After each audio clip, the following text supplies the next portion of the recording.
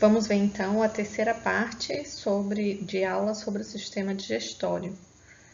Vamos falar sobre a secreção, né, que é a transferência ou liberação de substâncias para o lúmen do tubo digestivo pelas células da mucosa ou glândulas. O sistema digestivo, como a gente já disse lá no início, ele é um tubo composto por os órgãos e glândulas anexas, que secretam enzimas, eletrólitos, muco, proteínas e secretam no lúmen, né, que vai desde a cavidade oral até o intestino. Então, a secreção associada à boca é a saliva, que é um líquido viscoso, transparente, insípido e inodoro. Ela é produzida amplamente por três glândulas, três grandes pares de glândulas, que são a parótida, submandibular e sublingual. Essas glândulas ficam fora da cavidade oral, mas descarrega a saliva a partir de ductos curtos dentro da boca. Aproximadamente 99,5% é composto de água e 0,5% de eletrólitos e proteínas. As proteínas mais importantes são a amilase, a lisozima e o muco também presente, né? E elas têm algumas funções que são inicia o processo de digestão de carboidrato a partir da enzima amilase salivar. A saliva facilita a deglutição, uma vez que umedece as partículas e as mantém grudadas. E também acaba lubrificando a partir da presença do muco espesso e escorregadio que é produzido. A saliva ela tem alguma ação antibacteriana devido à presença da lisozima, né? Essa enzima ela é responsável pela lise de algumas bactérias. A saliva também tem uma função de servir como solvente para as moléculas, estimulando as papilas gustativas, né? Então, com isso, contribui para o paladar. A gente não consegue sentir sabor do alimento até que as papilas estejam úmidas, a partir do fluxo de saliva. A saliva também contribui para o processo da fala, né, facilitando os movimentos dos lábios e da língua.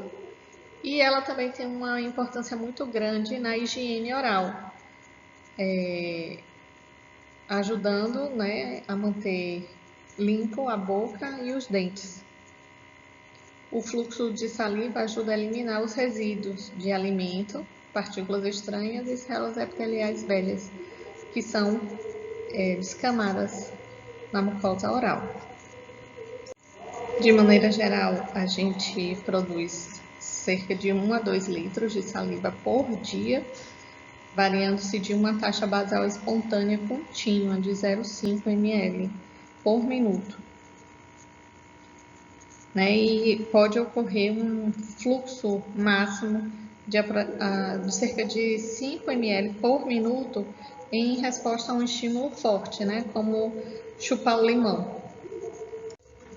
A regulação nervosa da secreção salivar ocorre principalmente por sinais nervosos parasimpáticos que se originam nos núcleos salivatórios superior e inferior, que estão localizados lá no tronco cerebral. De maneira geral, esses núcleos salivatórios eles são excitados por estímulos gustativos e táteis. Então, pessoal, o principal produto de secreção no estômago é o suco gástrico. O estômago ele secreta cerca de 2 litros de suco gástrico por dia. Antes de falar do suco gástrico propriamente dito, vamos entender aqui mais uma vez características anatômicas do estômago, né? É dividido em 2 porções, a mucosa oxíntica e a área da glândula pilórica, que funcionalmente produz substâncias diferentes. Então, nessa região fúndica e do corpo, tem-se a mucosa oxíntica, nessa região aqui, do fundo e do corpo, e nessa região do antro, a área glandular pilórica. Nessa área glandular pilórica, ela vai ter as glândulas pilóricas que produzem basicamente o muco, que é muito importante para proteger a mucosa do ácido clorídrico, e também produz o hormônio gastrina. Já a mucosa oxíntica, ela vai ter diferentes células que vai produzir e liberar substâncias diferentes que juntas compõem o suco gástrico. A superfície luminal do estômago é cheia de bolsos profundos formados por dobras da mucosa. Essas dobras são denominadas de fovéola. E na base das fovéolas estão as glândulas gástricas. Essas glândulas, elas ficam na primeira parte da dobra e elas contêm células endócrinas, exócrinas e células parácrinas, que a gente vai ver mais para frente. As células são essas células aqui que estão nessa primeira figura, e são as células mucosa. Existem essas células mucosas superficiais.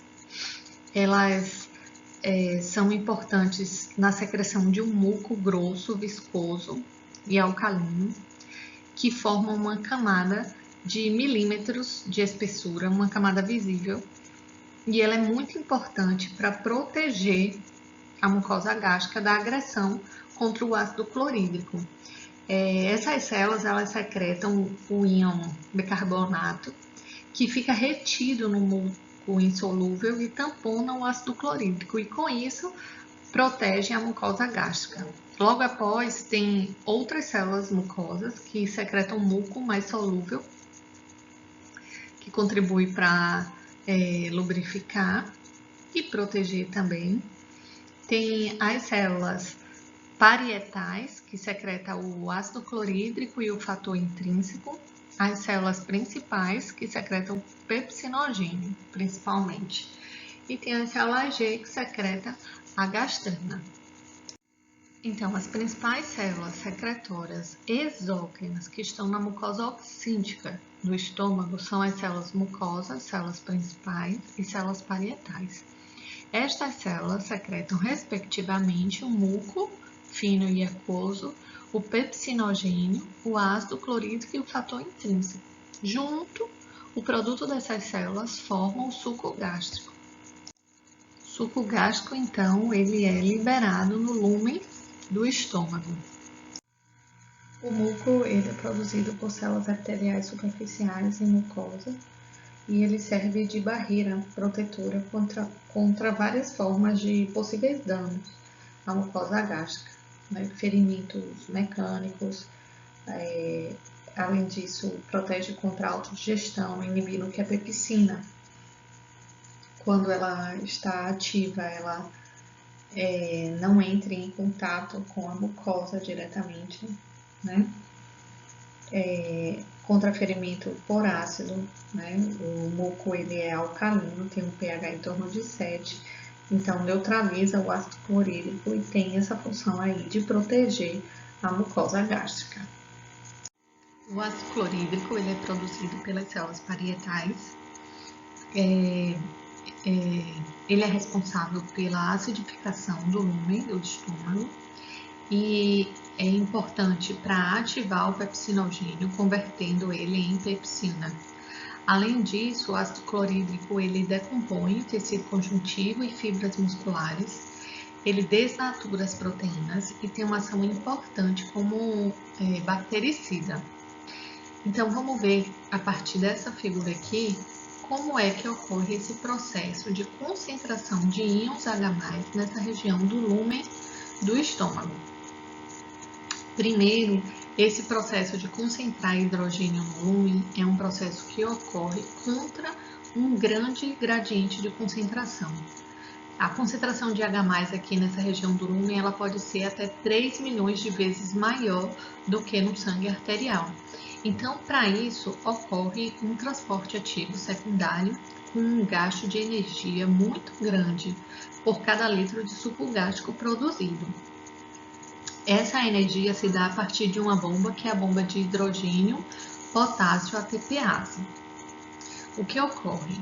Os íons hidrogênios, eles são oriundos a partir da decomposição química da água, e aí, a partir dessa bomba, grande quantidade de H+ é lançado para a região do lúmen, e a bomba ela joga potássio para dentro da célula.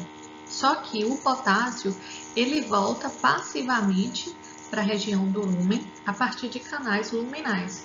Então, os níveis de potássio eles ficam inalterados por esse processo de secreção de H+. Um segundo passo é que nessas células parietais há uma grande quantidade de uma enzima chamada de anidrase carbônica. Essa enzima ela converte a hidroxila produzida pela decomposição da água junto com o CO2, que também é produto de processos celulares, e forma o íon bicarbonato. Esse íon bicarbonato ele é levado para o plasma a partir de um antiportador, bicarbonato e cloro. O que acontece?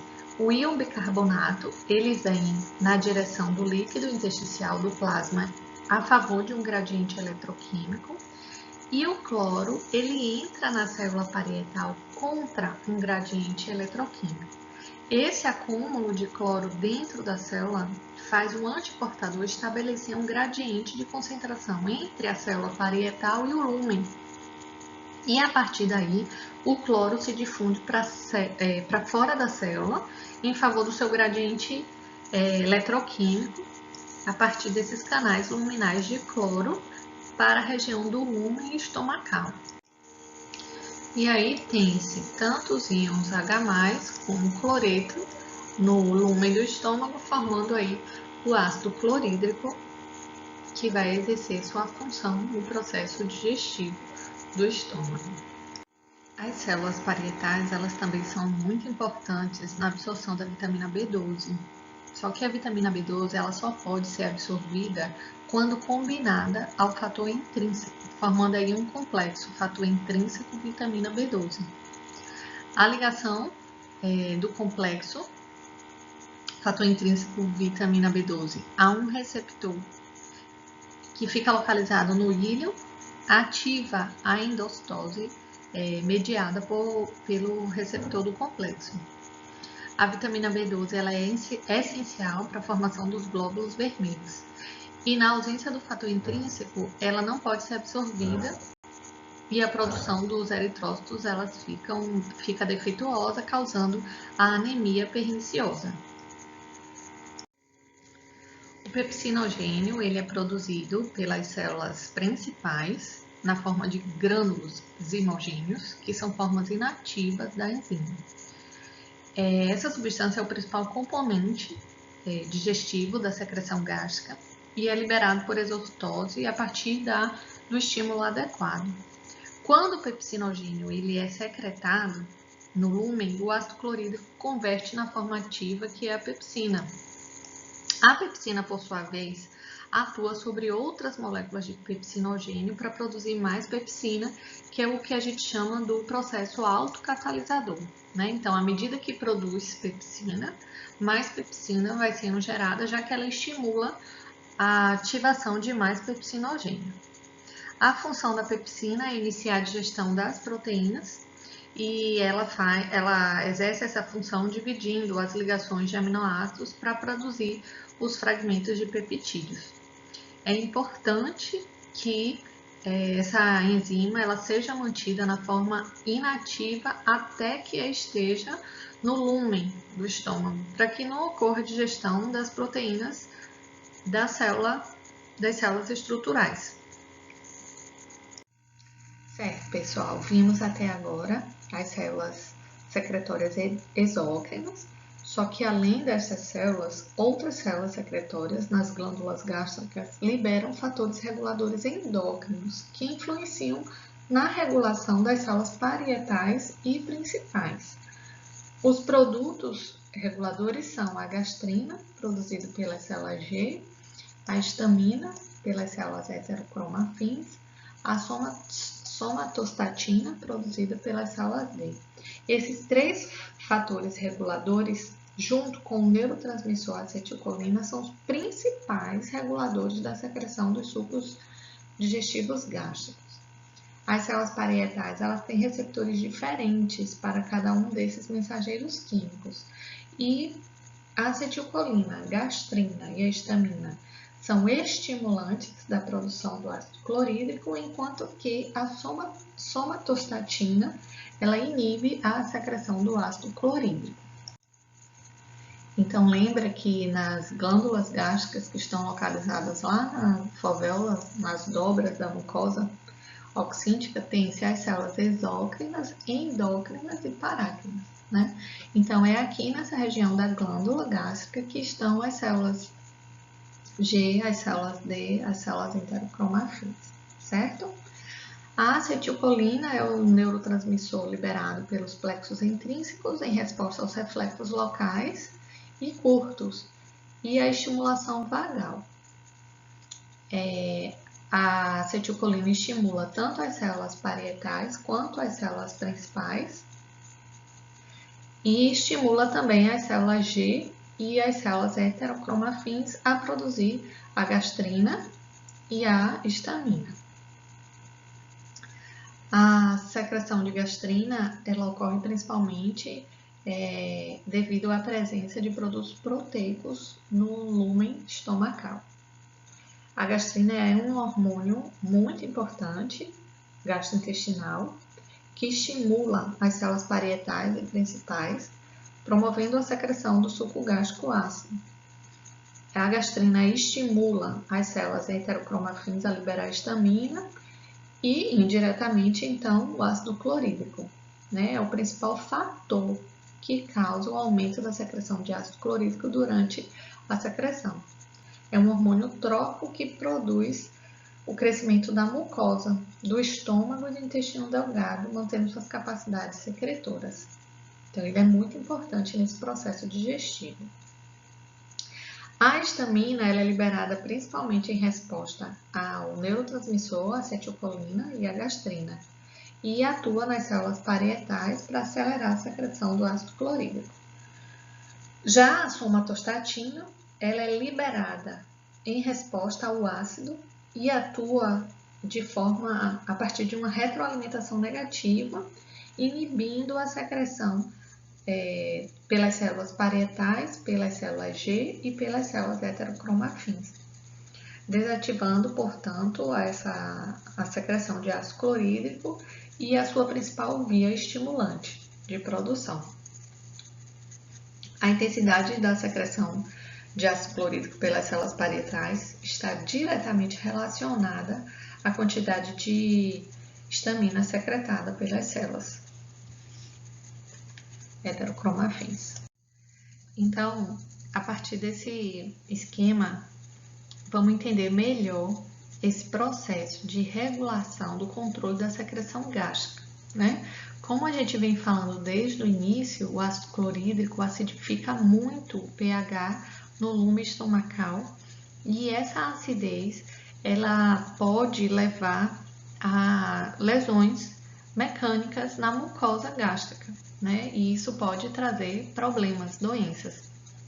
Então, essa produção de ácido clorídrico ela tem que ser minimamente regulada para que ela seja secretada só para cumprir o objetivo de digerir as proteínas, as fibras musculares, né? Esse processo de controle da secreção gástrica ele é dividido em 3 fases. A fase cefálica, a fase gástrica, que está aqui nesse esquema. Então, a fase cefálica compreende o processo no qual o alimento ainda não está no tubo digestório, né? Então, é o ver, o cheirar, o sentir o alimento, né? Então, ocorre em resposta a estímulos que atuam na cabeça, antes do alimento chegar lá no estômago. E nesse processo, essas sensações, esses estímulos, eles estimulam o nervo vago e esse estímulo vagal, ele ativa o nervo vago de 2 formas. A partir dos nervos intrínsecos e estimula as células G, que estão lá dentro da área glandular pilórica. Esse estímulo da célula G leva ao aumento da produção de gastrina. A gastrina, por sua vez, estimula as células heterocromafins a produzir histamina. A histamina tem o efeito de estimular as células principais e parietais a produzir o suco gástrico, aumentando aí a produção do suco gástrico. O estímulo vagal nos plexos intrínsecos promove a maior produção da acetilcolina e a acetilcolina estimula as células principais e parietais a produzir o suco gástrico. Então, antes mesmo do alimento chegar no estômago, a gente já começa a produzir o suco gástrico para receber esse alimento. Essa é a fase cefálica. A fase gástrica, que é quando o alimento já está no estômago, ela ocorre a partir dos estímulos que atuam no estômago. Os principais estímulos são a distensão estomacal, que é a presença do alimento, a presença de proteínas, que é o principal alimento que estimula, e, além disso, a presença do café e álcool. A cafeína e álcool aumentam a secreção gástrica. Aqui o que ocorre? Esses alimentos, por si só, já estimulam diretamente os nervos intrínsecos e a célula G. Além disso, estimula o nervo vago, que vai estimular os nervos intrínsecos e a célula G. E aí a cascata de estimulação é semelhante a que eu expliquei na fase cefálica. A célula G estimula a produção de gastrina, a gastrina age tanto nas células heterocromafins que produzem histamina, quanto nas células parietais e principais. A histamina também tem um efeito positivo sobre as células principais e parietais, e esse efeito potencializado pela liberação de histamina leva ao aumento da secreção gástrica. Então, observem que a gente viu estímulos que levam ao aumento da secreção gástrica para que aumente a produção do suco e ocorra o processo de digerir o alimento no estômago e o processo de digestão ocorra. Observe que essas substâncias, café e álcool, por si só, independente da presença de alimento, já são potentes estimuladores da secreção gástrica, né? Por isso, pacientes que têm lesão já na mucosa gástrica, eles devem diminuir ou, melhor, não consumir essas substâncias durante o processo de tratamento até que a lesão esteja curada. A terceira fase do controle da secreção gástrica é a fase intestinal, né? Então, a gente viu as duas primeiras fases, que são a fase cefálica e a fase gástrica, são fases onde há o estímulo da produção do suco gástrico. Na fase intestinal, ocorre a inibição da secreção do suco gástrico, é uma fase inibitória. Essa fase ela é muito importante para parar o fluxo de produção de suco gástrico, né? E ela ocorre principalmente quando o alimento ele já está sendo esvaziado do estômago em direção ao duodeno, que é a primeira porção do intestino delgado. Então, observando o esquema, os principais estímulos são a remoção da proteína, a diminuição da distensão do estômago à medida que ele vai sendo esvaziado. Isso inibe os nervos intrínsecos vagos e as células G. Com isso, ocorre a diminuição da gastrina, histamina, a diminuição do estímulo às células principais e parietais e, consequentemente, a diminuição da secreção gástrica. Outro estímulo é o acúmulo do ácido. Esse acúmulo de ácido na região do antro e do duodeno estimula as células D a produzir somatostatina. E a somatostatina é um hormônio que tem uma ação inibitória sobre as células parietais, as células G, que produz a gastrina, e as células heterocromafins, e com isso ocorre uma diminuição da secreção gástrica. E, por fim, a presença de fatores como gordura, acidez, hipertonicidade e distensão lá na região do duodeno. Isso estimula o reflexo enterogástrico e ao aumento das enterogastronas, que são a colecistocinina e a secretina, né?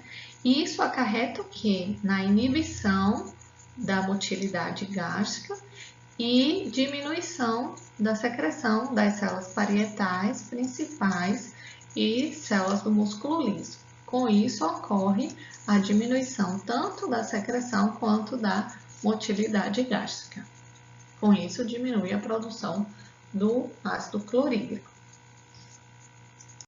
Então, resumindo, observamos que antes de ingerir o alimento propriamente dito, antes dele chegar ao estômago e quando ele está no estômago, ocorre o aumento da produção do suco gástrico para que ocorra a digestão do alimento.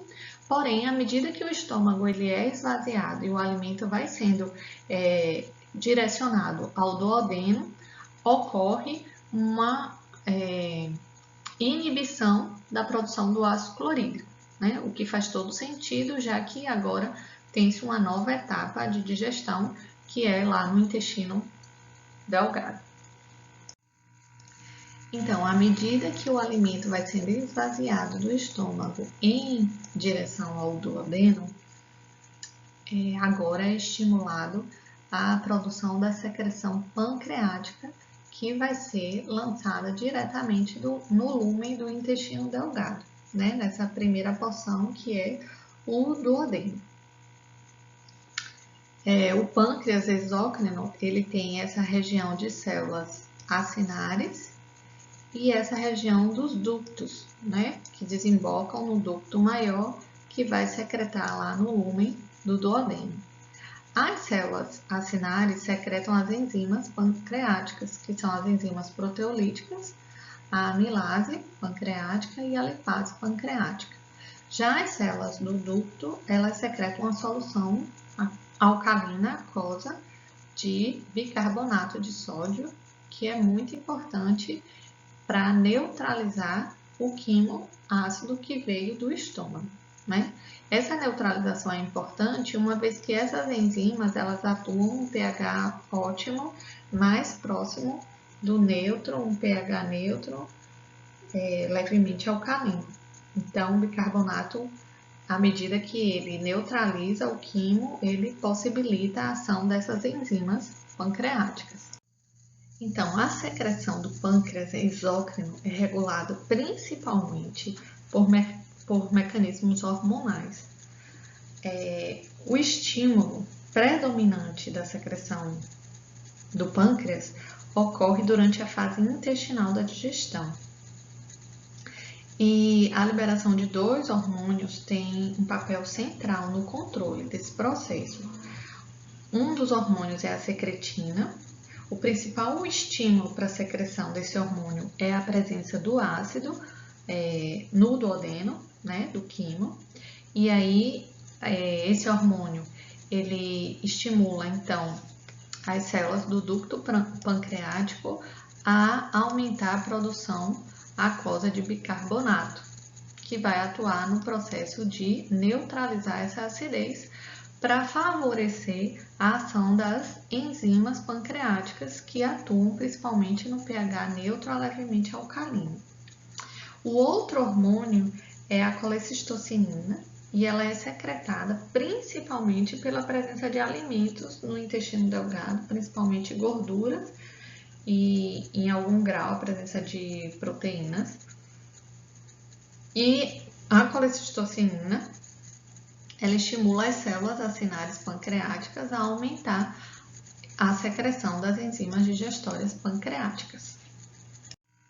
Outro produto secretório esvaziado no lúmen duodenal é a bile.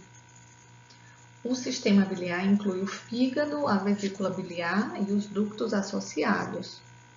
O fígado é o maior e o mais importante órgão metabólico do nosso corpo E para o sistema digestivo, sua importância está na secreção dos sais biliares, que ajuda na digestão e absorção de gorduras. No fígado, a gente observa os lobos, que estão organizados em unidades funcionais com padrão hexagonal, em volta de uma veia central. Né? O padrão hexagonal em volta de uma veia central. Em cada um desses cantos, observa-se 3 vasos, que é o ramo da artéria hepática, o ramo da veia porta hepática e o ducto biliar, certo?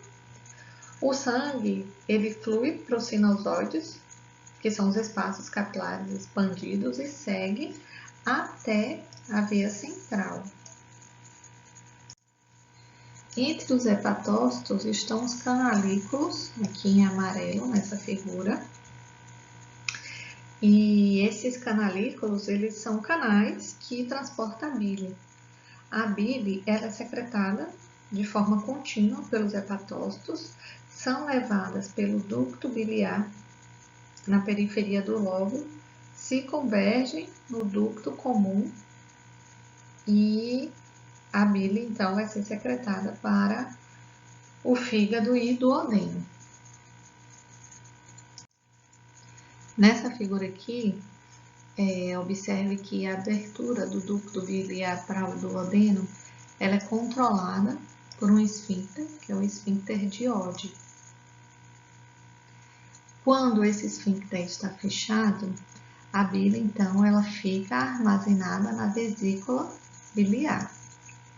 O estímulo mais importante para que ocorra a contração da vesícula biliar é o hormônio colecistocinina, que, como eu falei lá na frente, ele é secretado na mucosa duodenal e o principal estímulo é a presença do alimento, principalmente os alimentos gordurosos no duodeno.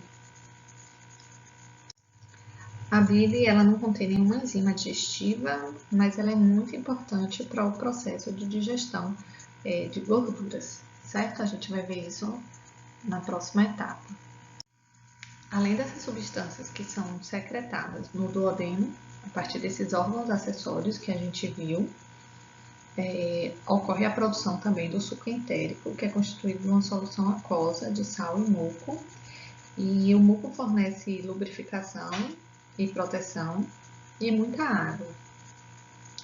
A secreção no intestino delgado, ela aumenta a quantidade da produção desse muco em resposta aos estímulos táteis ou irritativos da mucosa duodenal, estímulo vagal e também pelo estímulo de hormônios gastrointestinais, principalmente a secretina. A secreção aumenta depois de uma refeição, né, em resposta ao estímulo local da mucosa intestinal pela presença do próprio quimo. No intestino delgado não há secreção, as células do intestino delgado não secretam enzimas, mas algumas enzimas atuam dentro da membrana de borda e escova das células epiteliais que revestem o lumen dessa mucosa duodenal, certo? As glândulas compostas que produzem esse suco entérico são as glândulas de Brunner. No intestino grosso não há secreção de enzimas, né, e elas também seriam desnecessárias porque a digestão ela está concluída antes do quimo chegar ao cólon.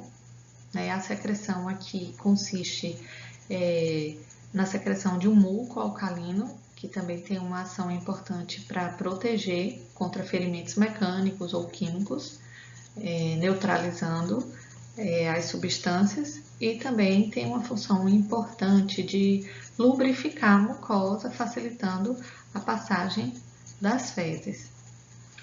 Esse muco alcalino que é secretado aqui, junto com o bicarbonato, neutraliza a acidez da fermentação bacteriana que ocorre nessa região do tubo digestório, certo? Então, vimos até aqui é o processo de secreção ao longo de todo o tubo digestório, as substâncias que são secretadas, tanto substâncias exócrinas, como parácrinas, como endócrinas, e também a forma como essa secreção ela é regulada, né? Tanto para estimular a produção quanto inibir. Então, essa aula continua numa próxima etapa, onde a gente vai ver a digestão e a absorção e finalizaremos o sistema digestório.